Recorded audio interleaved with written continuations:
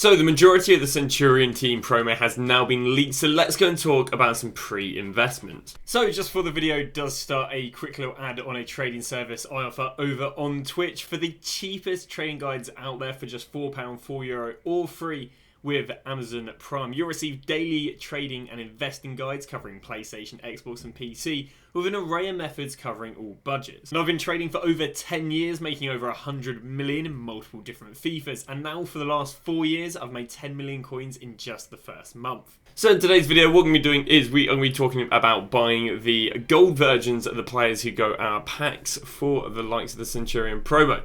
Now we're talking about this because the majority of players are leaked and there's multiple different avenues you can go down in terms of investing. So what I'm going to do is I'm going to talk about those sort of avenues you can go down and when is the best to buy and sell them. Now if you're not familiar with what the trend is when a player goes out of packs, obviously their gold card isn't in packs. Because their gold card's not in packs, they're not currently in supply. Because they're not currently in supply, the card gets rarer and rarer and rarer if that's used for Weekend League or SBCs. As a result, the card can go up and up and up in price. Because the card can continuously rise in price, then you can make yourself some good money. So let's go and give you guys some examples of where this would have worked last week. So there are two examples. We'll start off with the most obvious one, which are your mainstream players. So we look at Rafael Leao, and we can see that on the Friday, now obviously he was rising going into it, so I guess on the Wednesday he was 100k, then on the Friday when he went out of packs it was 100, and then he rose to 118, but again you would have been able to get cheaper at 110. We then can go to the likes of Heung-min Son, and we can see the exact same thing with Heung-min Son. We can see in the pre-hype he went from 83 to 95, and then between Friday and today he's up yet another 10k. So those are the first set of cards, those are meta cards. The second set of cards are cards that I use as SBC fodder. So last week we only had 2 players that were SBC fodder because the majority of them were actually weekly demanded. And those are Julian Brandt and the likes of Harry Kane. So now moving underway with the second part. Now that is buying SBC fodder. Now SBC fodder is quite interesting because there's kind of, I guess, different trends. So the first thing is that in last week's team, the only SBC fodder was the likes of Julian Brandt and the likes of Harry Kane. Now for Julian Brandt, he did go up. In fact, he went up from 1.3k and he's all the way up to 2.1k, which as a return on investment isn't too bad. The only problem we have with Julian Brandt is every 84 is 2k. And because every 84 is 2k, there really wasn't that much of a benefit to go and buy Julian Brandt out of packs than just buying 84s when we knew they were demanded. But on the other hand, something a little bit rarer, to put it politely, a lot rarer, in Harry Kane. Harry Kane is up to 64k. Now, don't get me wrong, there isn't really that much of a rise. He did go down to about 55 in the panic selling, and now is up to 64. But yeah, of course he hasn't done too bad. He got down to 56 and is up to the likes of 64. And the good thing with Harry Kane is he's outperformed other 90 rateds. 90 rateds who are in packs are only 55 and 56. Whereas Harry Kane, who's out of packs, is 64k. And that's not even with having any well-demanded SBCs. We got a Stoichkov coming today, and therefore that could go and shift the likes of Harry Kane quite nicely. And therefore he could do pretty well. So, let's have a little look at the current team, and I guess talk about who's SBC fodder and who is the likes of meta. Now, we've got Rashford. Rashford is the likes of meta. We've got Mendy. Mendy is the likes of meta. And we got Tomori. And Tomori is the likes of meta. Now, in terms of buying icons, there is no buy in buying like the base version of these icons, hoping that they rise out of packs, because, again, icons just really aren't that desired this year. We then get to fodder, and fodder is both Pedri, Lacazette, and Thiago Silva. The only problem we have with the likes of Lacazette is Lacazette has 0 demand on this game. If we go look at the last 14 days, Lacazette has just sat at discard. He's really not moved. Now, in the last day, I think, as of him being leaked, he's gone up. But if they've only gone up as of them being leaked, it really just shows there's no demand. So there really isn't anything on buying the likes of Lacazette. But the likes of Thiago Silva.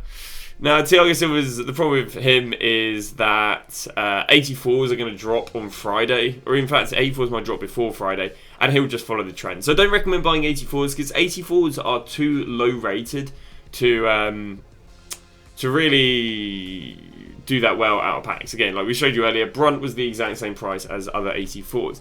But then we get to the likes of Pedri. Pedri is not bad because I'd say 86 is probably where you can start seeing a bit of a difference of fodder in packs than out of packs.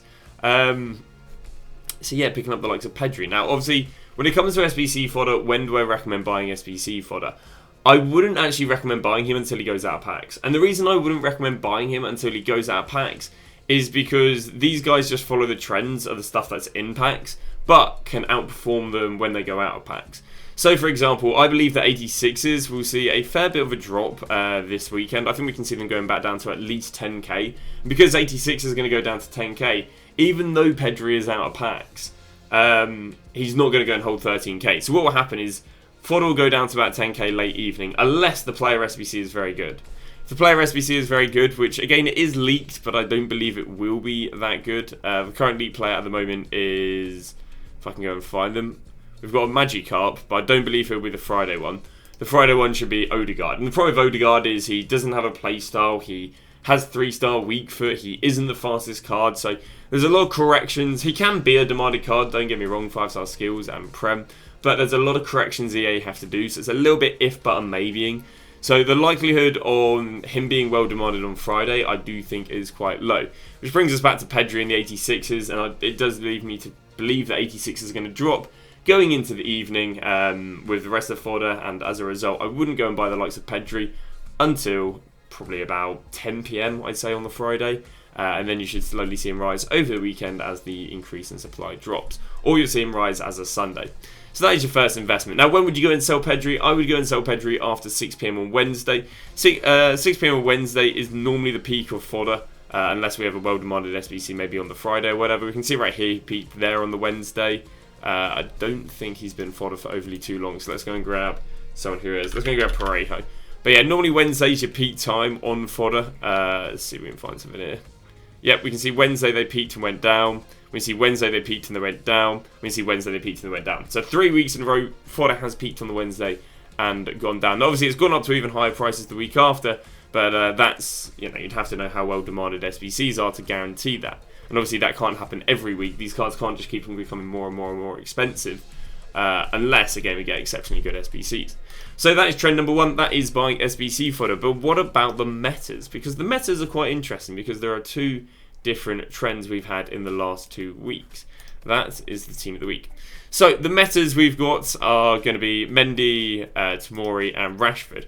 But when are we going to go and buy these? Well, these again have had two different trends in the last 2 weeks.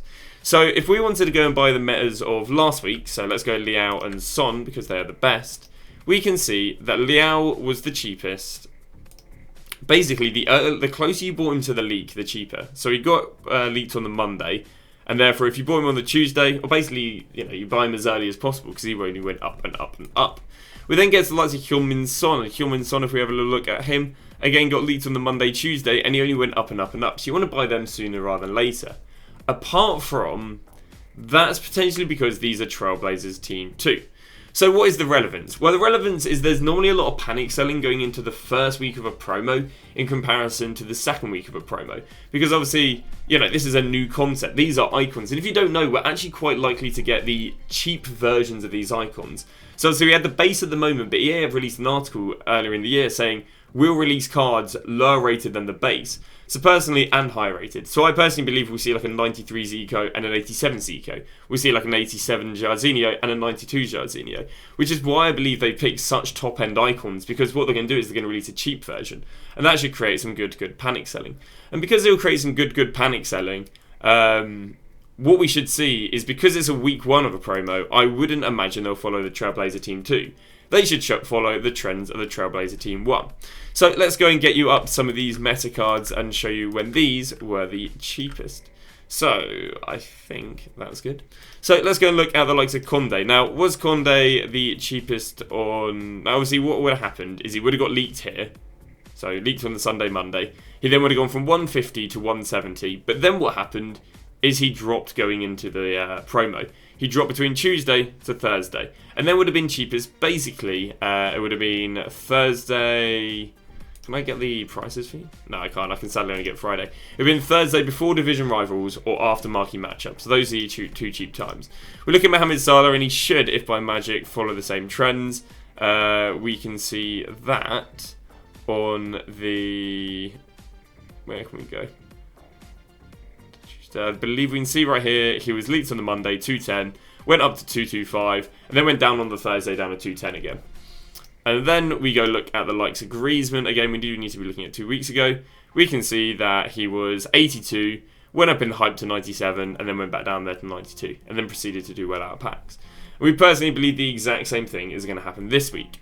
So, we are looking to go and buy the likes of Rashford, Mendy, and Tomori. Again, if any more metas get leaked, we're going to look to go and buy them either before division rivals or marquee match on Thursday, if we see, let's say, a 10% drop from what they are the day before. So, for example, if I go and grab Rashford, and Rashford, I believe, has already gone from about 180 to not quite 200. But he's gone 180 to the likes of 192. If we go and see him go and drop close to, let's say, 175 or 172, I then believe he'll be a good buy. I mean, at worst, you can go and pick him up after about 180.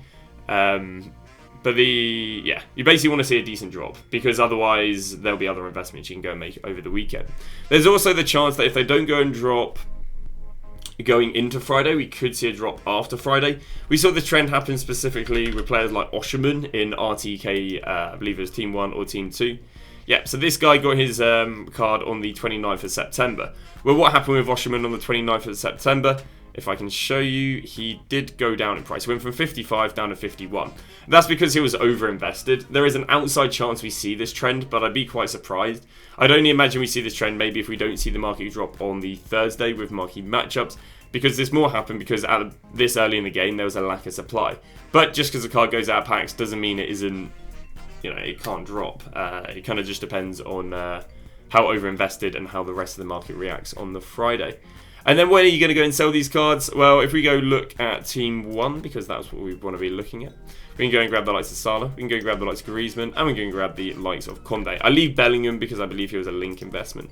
We can see that these cards went and peaked on the Friday. So they literally rose throughout the whole week. I'm presuming we'll see the whole market rise throughout the whole week in the first week of the promo, because again, market rising in the first week of promo is normal compared to the second week. We would basically go and sell them next Friday. So again, that is Rashford, Tomori and Mendy. We'd go and buy them on Thursday before division rivals / aftermarket matchups, and we would go and sell them on Friday. Ideally probably like midday when people are playing week in league, but obviously they're not in packs. And I believe that's all she wrote. Again, if any fodder or metas come out, they'll just follow those two trends in terms of you buy your fodder even when they're out of packs, and then you go and buy, but don't buy fodder below 86 rated, and you buy your metas after marquee matchups. Thank you very much for watching. I will see you guys tomorrow with a brand new video.